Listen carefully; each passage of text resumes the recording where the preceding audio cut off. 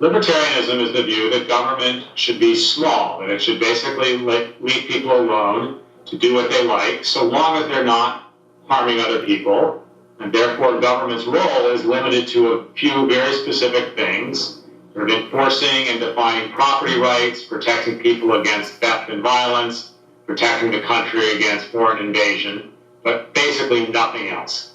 Anarchism is even more strong. It just says there should be no government whatsoever.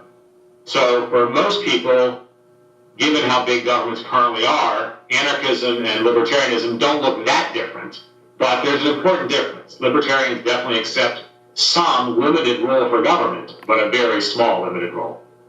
So I think the libertarian approach would work well if it were adopted in basically any country, but it's a question of the political economy. Are countries willing to accept and choose the libertarian approach? And certainly in some countries relative to others, the traditions and the history are such that it seems to become more difficult. For example, libertarianism tends to be associated, mainly incorrectly, but it is associated with what people would call right-wing. They are conservative views. And places like Italy, those views are so unappealing because of their association with Mussolini or with Hitler that it's very difficult, I think, politically for people to accept the libertarian perspective. Part of that is misunderstanding. I think if people understood libertarianism better, they would realize that it is not an oppressive, big government authoritarian view. It's very much a pro-liberty view, but getting that communicated is a challenge, and especially in countries with certain histories like Italy. I think that the owner of any company, including Mr. Marchioni, owner of Fiat, should feel no obligation to keep company in Italy. His obligation should be to the people who own the company, to the shareholders, and he should move it wherever it's going to be most profitable. The fact that Italy may have bailed it out in the past, that was the government's mistake.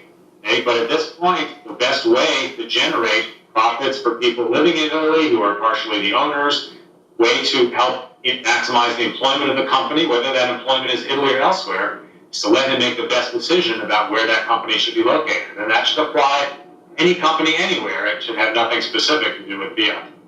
So libertarians think that drugs should be legal because basically the government shouldn't interfere with individual choices unless individual actions are having some obvious and significant negative effect on other people. So if someone sits in his home or her home and consumes drugs, uses drugs, they may or may not be adversely affecting their own health. In many cases, they clearly not negatively affecting their health. But even if they are, that's their decision. If someone consumes drugs or alcohol and gets behind the wheel of a car and therefore puts other people at risk of serious injury, then that's something that should concern everyone, including and possibly generate government rules. But just private drug use should be left to individuals.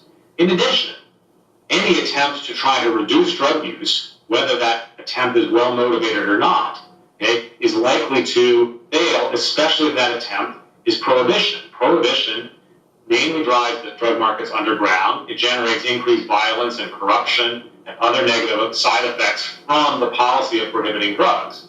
So I do not personally take drugs. My interest in legalizing drugs has to do with the beneficial effects for society and with the principles involved. It is not just a question of self-interest. I do not currently use drugs. I would say that the three words that best describe the Italian government are large, inefficient, and corrupt.